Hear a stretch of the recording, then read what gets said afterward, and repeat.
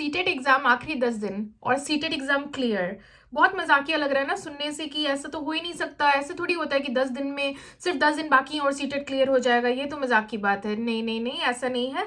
मैं आपके सामने बैठी हूँ, मैं आपको बता रही हूँ कि मैंने 10 दिन में ही सीटेट क्लियर किया है। अगर मैं कर सकती हूँ तो आप नेक्स्ट होने वाले हो। जी हाँ। और 10 दिन में सिर्फ सीटेट क्लियर ही नहीं किया, बल्कि दोनों ही पेपर में मेरे 100+ नंबर आए। वो कैसे आए?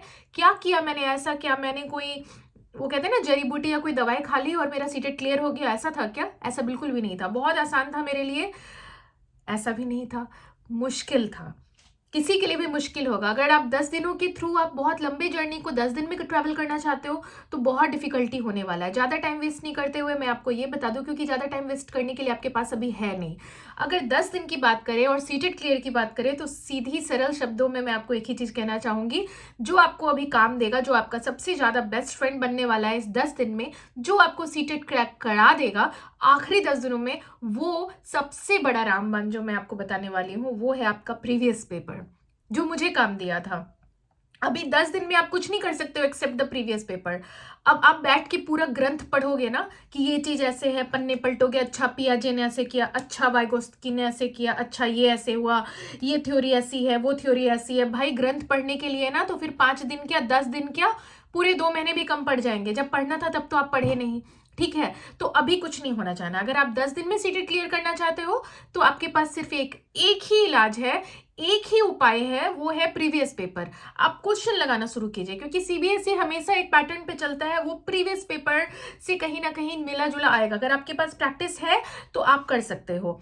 ठीक है, प्रीवियस पेपर लगाने का सही तरीका क्या होगा, मैं कल इस पर वीडियो बनाऊंगी, अगर आपका कमेंट आया तो। ठीक है, अगर आप कमेंट करोगे तो मैं वीडियो बनाऊंगी प्रीवियस पेपर पे कैसे वर्क करना है। ठीक है, जिससे कि मोस्ट इफिशिएंटली, बहुत अच्छे तरीके से आपका सीटेट क्रैक हो जाए। ठीक है, नेक्स्ट बात ये आती है कि मैंने तो पहले आपको बता दिया प्रीवियस पेपर। अब आखिरी 10 दिन में एनसीईआरटी मत पकड़ के बैठ जाना, क्योंकि आखिरी 10 दिन में आपको एनसीईआरटी कुछ मदद नहीं करने वाला है। एनसीईआरटी एक पूरा समुद्र है, जो पढ़ने के लिए आपको सीटेट में पिछले 4 महीने देने थे और तभी पढ़ना था। अब जब 4 महीने से नहीं पढ़ाई करा आपने एनसीईआरटी, तो अभी 10 दिन में आपका कुछ नहीं होना जाना है। मैंने भी अपनी टाइम पे एनसीईआरटी पढ़ी थी, पर 10 दिन में एनसीईआरटी को कवर अप करना बहुत डिफिकल्ट है। तो ऐसे केसेस में आप कोई भी प्रैक्टिस बुक उठाओ, उसमें जो भी लिखा हुआ है मेन पॉइंट वो देखो, मेन पॉइंट्स जो हैं जिससे मिला जुला क्वेश्चन आता है वो देखो। नहीं कुछ तो बस प्रीवियस पेपर बनाओ, 2011 से उठा लो, जब से सीटेट शुरू हुआ है, इंट्रोड्यूस हुआ है, तब से पेपर उठाओ, बनाना शुरू करो। फिर पेपर उठाओ, बनाना शुरू करो, बनाते बनाते बनाते बनाते आप 2023 तक की पेपर, जो भी पेपर आई है अब तक की, सभी अब बना डालो। ठीक है, अब कहोगे मैम 10 दिन में इतने सारे प्रीवियस पेपर कैसे हो जाएंगे? अरे बिल्कुल होगा, क्यों नहीं होगा। जब मैंने किया तो आप भी कर सकते हो। कुछ नहीं करना है, सुबह बैठो, टारगेट करो, आज मेरा एग्जाम है 2011 के पेपर में, अभी सॉल्व करके फिर मैं ब्रेकफास्ट करने जाऊंगी। ठीक है, फिर 2022 की पेपर सॉल्व करो, फिर मतलब 12, माफ कीजिएगा, 12 की पेपर सॉल्व करो, फिर 13 की पेपर सॉल्व करो। ऐसे पेपर आप सॉल्व करो, तब जाके आप फिर लंच करो, फिर आप थोड़ा सा घूम लो। ऐसा नहीं माइंड पे प्रेशर लेके दिन रात पढ़े और तबीयत खराब कर लो, तो फिर एग्जाम के दिन ना कुछ ना होना जाना है। ठीक है, तो सबसे पहली बात तो मैं आपको ये कहूंगी कि यार थोड़ा सा अपने आप को समय दो और प्रीवियस पेपर एग्जाम शिफ्ट, क्योंकि आपकी आंसर राइटिंग की प्रैक्टिस अच्छी होनी चाहिए। आपने बहुत नॉलेज पढ़ा ले रखा है, अब एग्जामिनेशन में आप जा रहे हो, अब आप क्वेश्चन देख रहे हो, आप क्वेश्चन में ही 10 मिनट लगा दे रहे हो, यार समझ नहीं आ रहा ये क्या है वो क्या है, तो भाई टाइम वेस्ट कर रहे हो आप और कुछ नहीं कर रहे हो। प्रैक्टिस करोगे, क्वेश्चन आंसर राइटिंग प्रैक्टिस करोगे, यानी कि जो कहते हैं ना, वो भरने वाला, डॉट्स को भरने वाला, एमसीक्यूज को भरने की प्रॉपर स्पीड होनी चाहिए। वो स्पीड आपको अटेन करनी है प्रैक्टिस कर करके। फिर उसके बाद आप आंसर मिलाओ कि आप कहाँ सही हो, क्या गलत है। आपको एमसीक्यू के आंसर से आपको समझ में आ जाएगा कि आपने गलती कहाँ की है और क्यों की है। करते करते रिपीट होते होते आपको समझ में आएगा कि 2011 में जो पूछा था वो 2015 में पूछा है, 15 का पूछा हुआ 19 में पूछा है। तो पैटर्न रिपीट होते हैं, धीरे धीरे धीरे धीरे आपको क्लियर होने लगेगा और आप चीजें कर पाओगे। तो सबसे पहला जो टिप्स है वो है मेरा प्रीवियस पेपर, टाइम मैनेजमेंट। दूसरा टिप्स है कि टाइम मैनेजमेंट करना सीख जाइए, क्योंकि लास्ट मोमेंट पे अगर आपका टाइम मैनेज नहीं हो रहा है तो आपका सब गड़बड़ हो जाएगा। ये हुआ था मेरे पहली बार सीटेट में। जब मैं पहली बार गई थी मुझे लगा अरे यार टीचिंग ही तो है।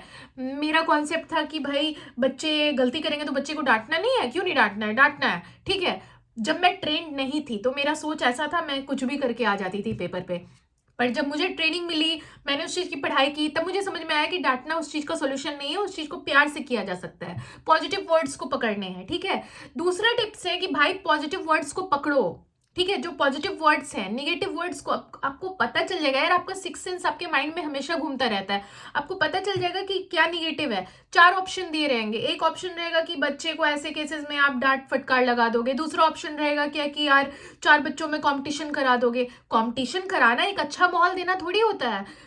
तीसरा ऑप्शन रहेगा कि बच्चे को प्यार से बैठा के समझाओगे या उसे प्यार से कुछ समझाने की कोशिश करोगे, रियल लाइफ एग्जांपल। तो ये पॉजिटिव लग रहा है, तो पॉजिटिव वर्ड्स क्या है उनको पकड़ने की जरूरत है, ना कि आप उसमें सही आंसर खोजो पॉजिटिव। और फिर नॉट जहां नहीं लिखा है, जहां नॉट लिखा है, ठीक है, उस चीजों पे ध्यान रखना, क्योंकि सीटेट नॉट लिख के फंसाते हैं, ठीक है।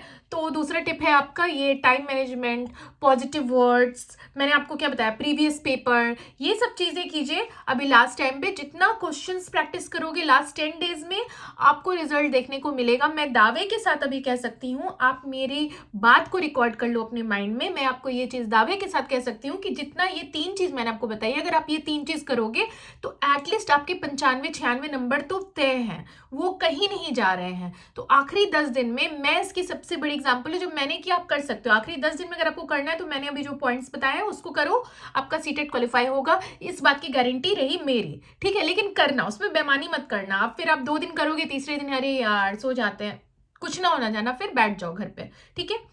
तो मिलती हूँ नेक्स्ट वीडियो में। आंसर राइटिंग के लिए आपको कमेंट करना पड़ेगा, क्योंकि मुझे फिर समझ में नहीं आएगा ना कि आपको इस वीडियो की डिमांड है, क्या होगा सही अप्रोच आंसर, यानी कि प्रीवियस पेपर बनाने का एक सही अप्रोच होता है ना, क्या होगा सही अप्रोच, तो वो मैं आपको बताऊंगी, ठीक है।